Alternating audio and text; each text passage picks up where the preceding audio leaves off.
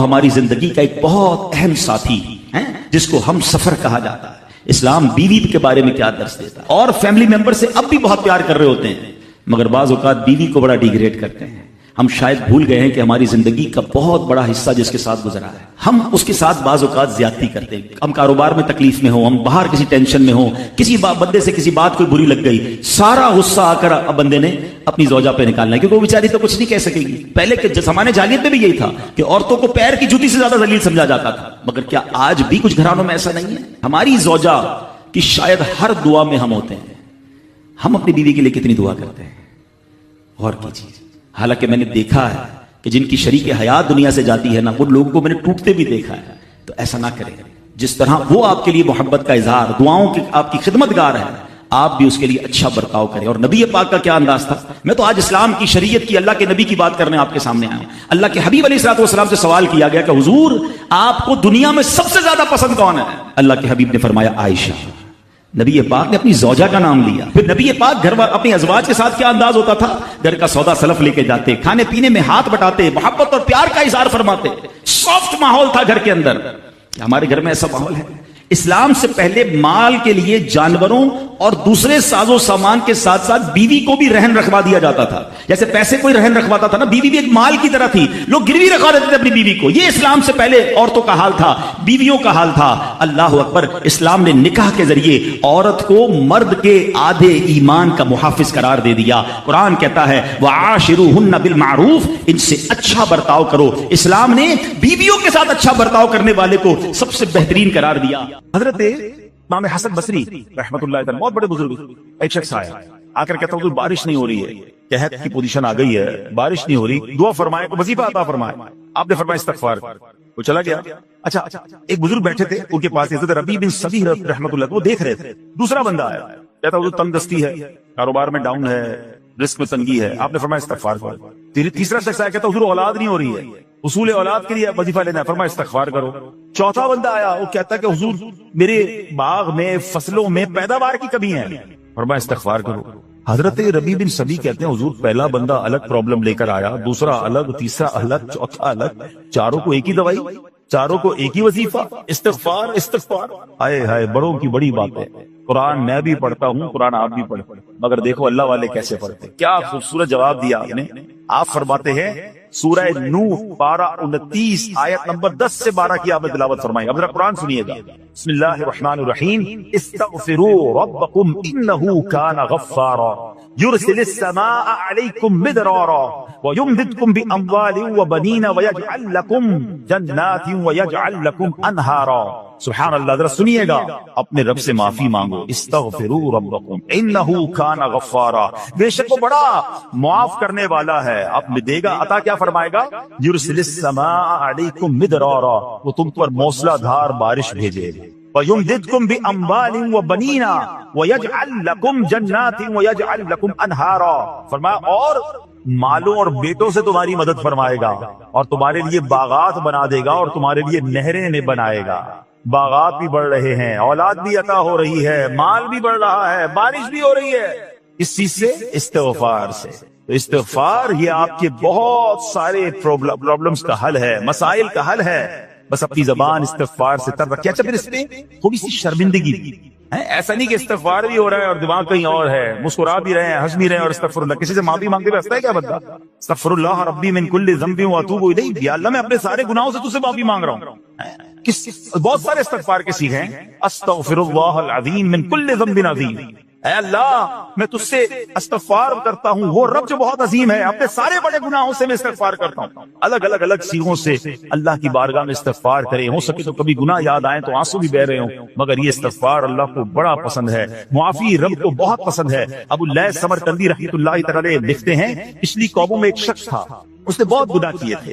ایک بار اس نے اپنی پچھلی زندگی کے بارے میں سوچا، گناہوں کے بارے میں غور و فکر کیا، تو اسے شرمندگی ہوئی۔ اس نے نادم و شرمندہ ہو کر 3 مرتبہ کہا اللہم غفرانک، اللہم غفرانک، اللہم غفرانک، اے اللہ تیری بخشش، اے اللہ تیری بخشش، اے اللہ پاک تیری بخشش۔ اسی لمحے اس کو موت آ گئی اور اللہ پاک نے اس کی بخشش فرمائی۔ آئیے ہم بھی پڑھ لیتے، اللہم غفرانک، اللہم غفرانک، اللہم غفرانک، استغفار کرنا، توبہ کرنا، گناہ یاد کر کے شرمندہ ہونا، یہ اللہ کو کتنا پسند ہے. ایک سبحان اللہ، اس کے بارے میں چند برکتیں آپ کو بیان کرتا ہوں. بڑی عظیم برکت یہ ہے کہ اس کی بدولت بندے کا تنگی اور غم دور ہو جاتا ہے. حدیث پاک میں ہے جو ہمیشہ استغفار کرتا رہے اللہ پاک اس کے لیے ہر تنگی سے نکلنے کا راستہ بناتا ہے، ہر فکر و غم سے اسے خلاصی عطا فرماتا ہے. اس کی ایک برکت یہ بھی ہے کہ ایسے بندے کو اللہ پاک غیب سے رزق عطا فرماتا ہے. حدیث پاک میں ہے استغفار کرنے والے کو اللہ وہاں سے رزق عطا فرماتا ہے جہاں اس کا گمان بھی نہیں ہوتا. اتنی مہنگائی ہے، اتنی مشکلیں ہیں، اتنی تنگی ہے، لوگ قرضے میں ہیں، کبھی ادھر جاتے ہو کبھی ادھر جاتے ہو. ارے بھائی سب کے پاس جاتے ہو، رب کے پاس کیوں نہیں جاتے؟ استغفار کرنا شروع کر دو، فرمایا ادھر سے روزی دے گا جہاں تمہارا گمان بھی نہیں جائے گا. اس کی برکت سے اللہ پاک دلوں کے زنگ کو دور فرماتا ہے. آئیے پیارے اسلامی بھائیوں، اللہ کو معافی مانگنا، دل سے پکارنا کتنا پسند ہے. میں آپ کو ایک بہت ہی خوبصورت واقعہ بتاتا ہوں، اور یہ واقعہ ہے حضرت موسیٰ علیہ نبینا علیہ السلام. اللہ پاک نے حضرت موسیٰ علیہ نبینا علیہ السلام نے ایک بار اپنی مناجات میں عرض کیا یا اللہ یا رب. اللہ پاک کی طرف سے جواب آیا لبیک یا موسیٰ. آپ نے عرض کیا اللہ تو میرا مالک ہے، تو خالق ہے، میں تو تیرا بندہ ہوں. ارشاد ہوا مجھے یہ پسند ہے کہ جب مجھے کوئی میرا بندہ یا رب پکارے تو میں اسے لبیک کہہ کر جواب. اللہ فرما رہا حضرت موسیٰ نے عرض کی یا رب کیا یہ ہر مطیع بندے کے لیے ہے؟ کیا ہر نیک آدمی کے لیے ایسا ہے کہ جب تجھے وہ پکارے تو تو لبیک فرماتا ہے؟ سنو اللہ فرماتا ہے ہاں بلکہ ہر گناہگار بندے کے لیے بھی ہے. حضرت موسیٰ نے عرض کی یا اللہ فرما بردار تو تیری اطاعت کرتا ہے، وہ بات تو سمجھ آ رہی ہے، گناہگار پر یہ کرم کس وجہ سے؟ اے ہائے سنو میرے رب کیسا کریم ہے. فرماتا ہے موسیٰ اگر میں بھلائی کرنے والے کو اس کی بھلائی کا بدلہ دوں اور برائی کرنے والے پر اس کی برائی کی وجہ سے احسان نہ کروں تو میرا جود و کرم کہاں جائے گا؟ اللہ فرماتا ہے میرا پھر کرم، میری رحمت کس لیے ہے؟ برائی کرنے والا بھی گناہ کرنے والا بھی مجھے پکارتا ہے، میں اسے بھی لبیک کہہ کر جواب دیتا ہوں. حضرت موسیٰ علیہ نبینا علیہ السلام کو ایک بار وحی نازل ہوئی کہ اے موسیٰ فلاں علاقے میں جاؤ، ہمارا ایک نیک بندہ کا انتقال ہو گیا ہے، جا کے اس کو غسل دو، اس کو کفن دو اور اس کا جنازہ. حضرت موسیٰ وہاں پہنچ گئے اور جب وہاں جا کر آپ نے لوگوں سے کہا کہ مجھے فلاں بندے کے پاس لے جاؤ جس کا انتقال ہوا ہے، مجھے غسل دینا ہے، کفن پڑھنا ہے، جنازہ پڑھنا ہے. لوگوں نے کہا حضرت یہ تو زمانے کا گناہگار بڑا بےہودہ بڑا بدکار شخص تھا، آپ کو رب کا حکم تھا، آپ نے غسل بھی دیا، کفن بھی پہنایا، جنازہ بھی پڑھا، پھر رب کی بارگاہ میں عرض کی مولا بندے تو یہ کہہ رہے ہیں یہ تو بہت برا آدمی تھا، تو نے مجھے بھیجا اور فرمایا تیرا پیارا بندہ، میں نے جنازہ بھی پڑھ دیا، غسل اور کفن بھی دیا. پھر آپ سوچیں کہ کسی کا جنازہ حضرت موسیٰ پڑھ دیں تو اس کی تو بخشش کا تو کوئی مسئلہ ہی کوئی نہیں نا، وہ تو اللہ کے نبی جس کا جنازہ پڑھے غسل دے تو یا اللہ تو نے ایسا انتظام فرما دیا. رب کریم کی طرف سے پتہ کیا جواب آتا ہے؟ اللہ فرماتا ہے اے موسیٰ بندے سچ کہتے ہیں، یہ بندہ واقعی بڑا گناہگار تھا. جو علاقے والے شہر کے لوگ کہہ رہے ہیں نا ٹھیک کہہ رہے ہیں، یہ بندہ تھا ہی ایسا. اللہ جب اتنا گناہگار اتنی بڑی مہربانی کس وجہ سے؟ ارشاد ہوا اے موسیٰ اس بندے نے مرنے سے پہلے مجھ سے 5 کلمات کے ذریعے بات کی، مناجات کی، مجھے پکارا، 5 سینٹنس تھے، 5 کلمے تھے، اور اے موسیٰ اس کی وجہ سے میں نے اس کی مغفرت فرما دی. حضرت موسیٰ کہتے ہیں یا اللہ وہ 5 کلمے تو بتا دے، وہ 5 کیسے جملے تھے کہ علاقے میں سب سے مشہور بدکار اور اس کا انتقال ہو تو رب مغفرت بھی فرمائے اور اپنے نبی کو فرمائے جا کے جنازہ پڑھو. تو آپ نے کہا یا اللہ وہ 5 کلمات بتا دے. اب ذرا یہ 5 کلمات سنیے گا. ایکچولی جو بات سمجھنی ہے نا، استغفار ہے کیا، معافی مانگنا ہے کیا، توبہ کیا ہے. اللہ فرماتا نا کہ ہم نے سنا کہ جو بندہ اللہ سے استغفار کرتا ہے اللہ اسے دیکھ کر مسکراتا ہے. اس کی وجہ یہ کہ بندہ رب کی بارگاہ میں اپنے آپ کو سرنڈر کرتا ہے، اپنے گناہ یاد کرتا ہے، اپنی کم مائگی کا اظہار کرتا ہے. وہ کہتے ہیں الندم التوبہ، شرمندگی توبہ. شرمندہ ہو جائے نا انسان. دنیا میں پتہ کیا معاملہ ہے، ہم کسی عدالت میں جا کر کہہ دیں ہم نے جرم کیا، اقبال جرم، ٹھیک تو کیا ہوتا ہے؟ جج کہتا ہے پھر اس کو گرفتار کرو اور سزا سناؤ. بندہ خود ہی مان رہا ہے، گواہوں کی ضرورت کیا ہے؟ دنیا کی عدالت میں اقبال جرم پر سزا ملتی ہے. میرے رب کی رحمت کی عدالت دیکھو، بندہ وہاں جا کر اقبال جرم کر لے، شرمندہ ہو جائے، معافی مانگ لے، اللہ اس کے سارے گناہ معاف فرما دیتا ہے. یہ فرق ہے دنیا والوں میں اور رب کی عدالت میں. سبحان اللہ. وہ حضرت موسیٰ کہتے ہیں یا اللہ وہ 5 کلمے بتا، اور بتائے گئے تو وہ 5 کلمے سنیے گا ذرا. وہ بندہ کہتا ہے مرنے سے پہلے اے رب تو جانتا ہے میں نیکوں سے محبت کرتا ہوں اگرچہ خود نیک نہیں. یا رب تو جانتا ہے میں فاسقوں سے بغض رکھتا ہوں اگرچہ میں خود فاسق نہیں. سمجھ رہے بات؟ اللہ نیکوں سے پیار کرتا ہوں، مجھے پتا ہے میں خود نیک نہیں ہوں. میں گناہ گاروں سے نفرت کرتا ہوں حالانکہ میں خود بھی گناہ گار ہوں. کہیں بھی اپنی بڑائی نہیں ہے، میں گناہ گار، میں بدکار، مگر اللہ میں پیار کرتا ہوں نیک لوگوں سے. تیسرا جملہ کیا تھا؟ یا رب اگر مجھے معلوم ہو جائے کہ میرے جنت میں داخل ہونے سے تیری ملکیت میں کوئی کمی آ جائے گی، اے اللہ میں تجھ سے پھر جنت کا سوال کرنا چھوڑ دوں۔ مجھے یہ پتا ہے یا اللہ تو نے مجھے جنت میں داخل کیا نا، تیری جنت میں کوئی کمی نہیں آئے گی، بہت بڑی ہے، اب مجھے داخل بھی کرنے سے تیرا کچھ نہیں جائے گا، اگر کچھ جاتا ہوتا تو یا اللہ میں جنت تیرے سے مانگنا چھوڑ دیتا۔ چوتھا جملہ کیا ہے؟ اے رب اگر مجھے معلوم ہو جائے کہ مجھے جہنم میں داخل کرنے سے تیری ملکیت میں اضافہ ہو جائے گا تو میں پھر جہنم سے پناہ نہیں مانگوں گا، یعنی اگر تو تیرے ملک میں تیری شان میں اضافہ ہو رہا ہے مجھے جہنم میں ڈالنے سے، پھر تو میں نہیں کہوں گا تجھے کہ جہنم سے نکال، اگر مجھے پتا ہے تو پہلے ہی مالک ہے، تو پہلے ہی خالق ہے، سب کچھ تیرا ہے، مجھے جہنم میں ڈالنے سے تیری کوئی ملکیت میں اضافہ نہیں ہونا۔ اور آخری بات کیا کہتا ہے؟ یا رب اگر تو مجھ پر رحم نہ کرے گا تو پھر کون کرے؟ اللہ فرماتا ہے موسیٰ میں نے اس پر رحم کیا، یہ میرے کرم کے لائق تھا، میرے کرم کی لائق نہیں تھا کہ میں اسے ناکام لوٹا دیتا، جب اس نے کلمات کہے تو میں نے اسے درگزر فرمایا، اس کی مغفرت فرما دی اور میں ہی بخشنے والا مہربان۔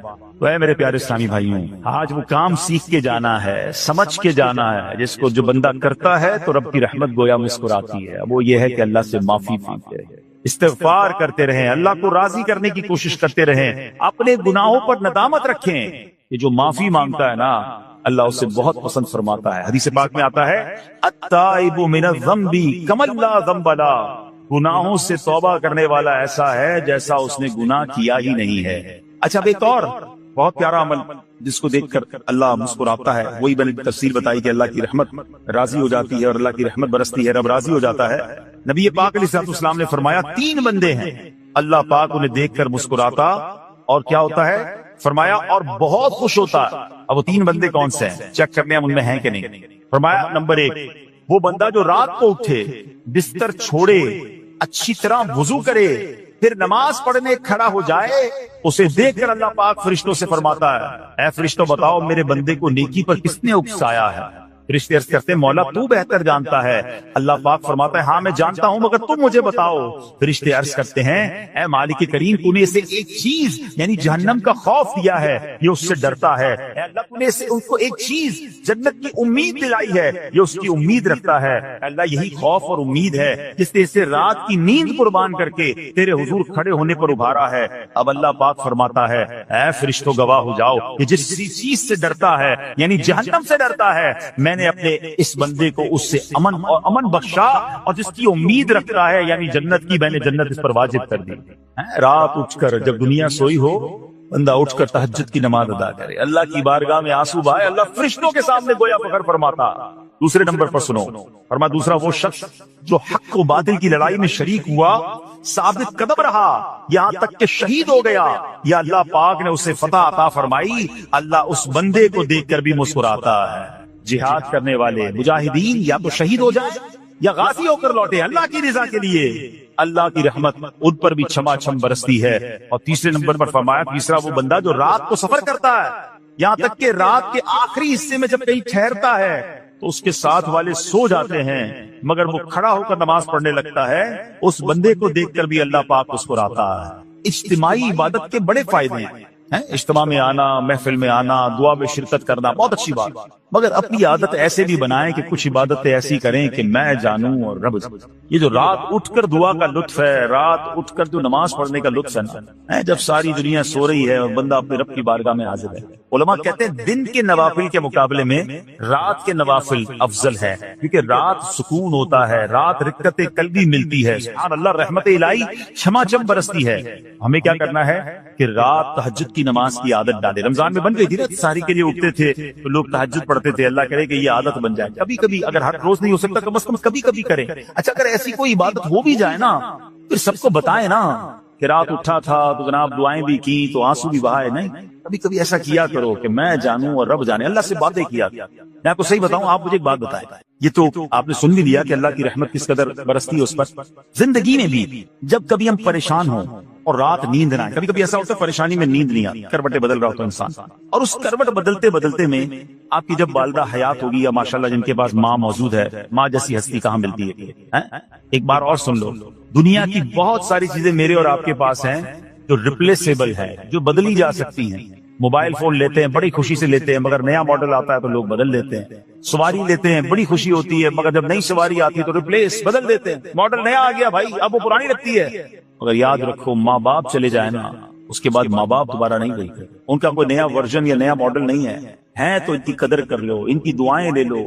تو بہرحال آپ کبھی کبھی تکلیف میں ایسا ہوا ہو کہ رات کو نیند نہ آئی ہو، بے قرار ہو کر ماں کے پاس گیا، آنکھوں میں آنسو لے کر کہ ماں میں پریشان ہوں، بیمار ہوں، یا قرضے میں ہوں، یا فلاں پرابلم ہے۔ ماں نے کیا کیا تھا؟ کروٹ بدل کر سو گئی تھی کہ بیٹا تو جان تیرا کام جانے، یا ماں خود بھی بیدار ہو گئی، سینے لگایا اور دعا کرنا شروع کر دی؟ بھائی ہم روئے تو ماں بھی روئی۔ یہ ہے نا ماں، میری تکلیف، ایسا لگتا ہے کہ مجھے کبھی کبھی یہ فیصلہ کرنا مشکل ہوتا تھا کہ تکلیف مجھے زیادہ ہوتی ہے میری تکلیف میں،